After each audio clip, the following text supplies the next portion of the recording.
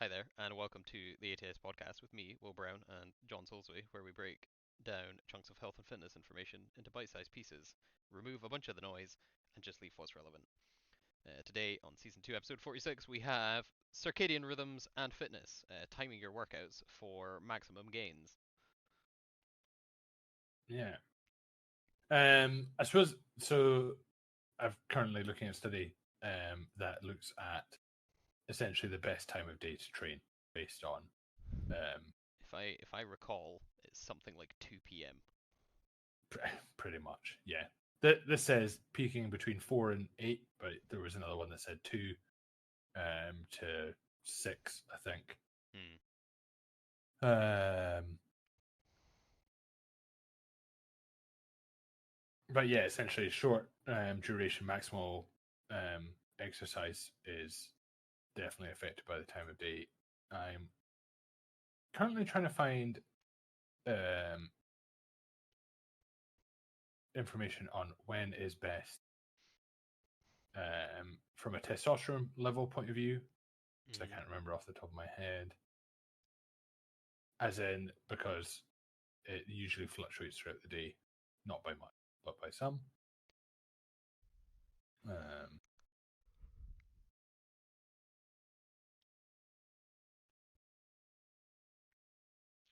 but I think, yeah, by the looks at so this one is looking at early morning testosterone tests in older men, but effectively it is suggesting that men in general, their testosterone levels will be higher after 2 p.m. than first thing in the morning. So that would be a reason to train after 2. Mm-hmm. Although, arguably, you could make an argument for that it's better to be resting because testosterone doesn't have too much impact on your actual workout as much as it does on your recovery. Um,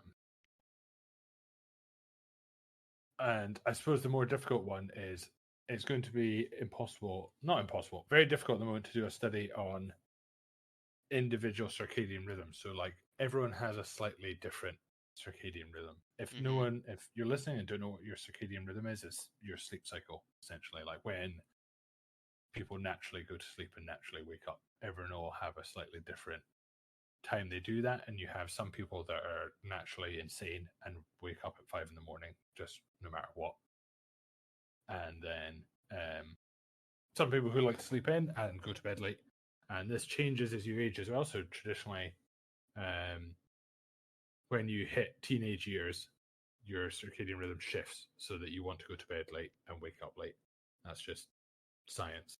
Hmm. And then as you age, it kind of slowly goes back the other way, which is why the meme of in especially in the South Park episode of old people just getting up way too early and get everything done in the They morning. just, yeah, they Uh, outvote everyone because they're just up at yeah, 5 a.m. but that's just a natural movement in their circadian rhythm. So that will, but everyone's different. So that will dictate kind of when's better for you to train. Some people hate being up early. Some people do not. Um, the biggest issue, I suppose, is yeah. By the looks of it, the best time is between 2 and 4 o'clock, which I'm sure is probably entirely useless to most people, as you'll have a job, which Yeah. means you can't really just go to the gym for an hour at 2 o'clock. The I think my general, or I think our general advice that we've peddled on this a lot is just getting a workout in at some point Yeah, is ideal. If you really want to absolutely min-max stuff, then yeah, just quit your job and get a job that allows you to train at precisely somewhere between 2 and 4 p.m. in the afternoon. Otherwise, you're just, not even trying and you don't want it badly enough. yeah, Um, and that will entirely be completely fine. The negative stress from having that kind of volatile career move and probably earning way less money is definitely not going to completely remove any of the benefits. Um, but yeah, yeah, somewhere between that. In general, rule of thumb, anytime you can't be up and moving around and like getting blood flow moving around for a couple of hours at least beforehand, it's probably not going to be great. Anytime where you're trying to do it um, on no food is also not great. Uh, Similarly with little to no fluids, also not a great idea. So an amount of Yeah. time that allows you to be up and about but not fully shattered. Like if you're a shift worker, if you're like, oh, I've got you get this with a lot of people who work in emergency services and stuff. They're like on a late shift or whatever. Absolutely, almost always, wherever possible, make time to train before your shift because you won't train after it. You'll be too tired.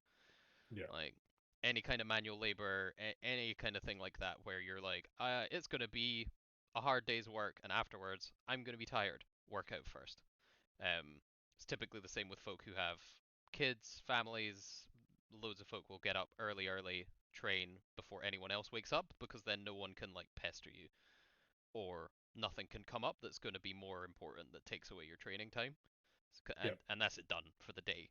And you're just like, yeah, it'll be a bit more. It's technically a bit suboptimal, but it's not nearly as suboptimal as not doing it. So it's yeah, it's pretty good in terms of that circadian rhythm stuff. Yeah, mostly just getting plenty of sleep. I think that's another thing people struggle with. I think the most important circadian rhythm will be the sleeping part of it. Yeah.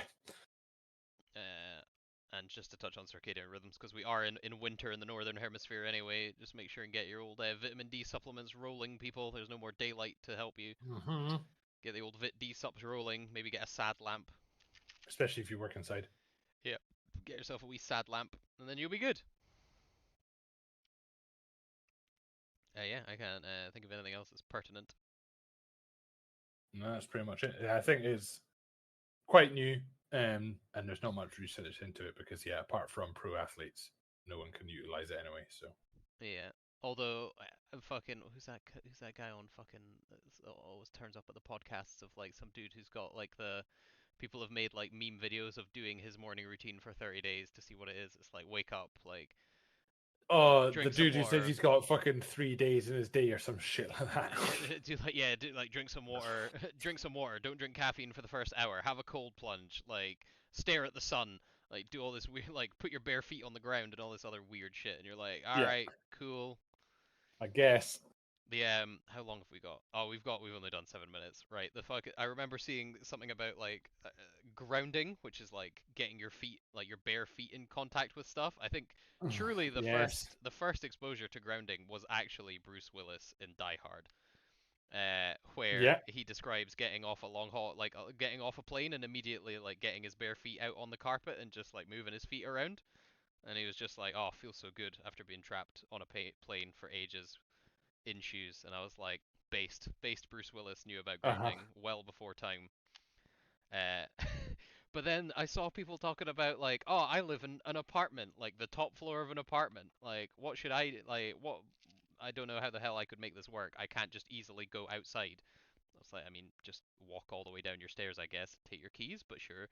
Um, and people would sell grounding mats. I'm like, bro, that is horseshit. Oh my god. Like a plug-in grounding mat.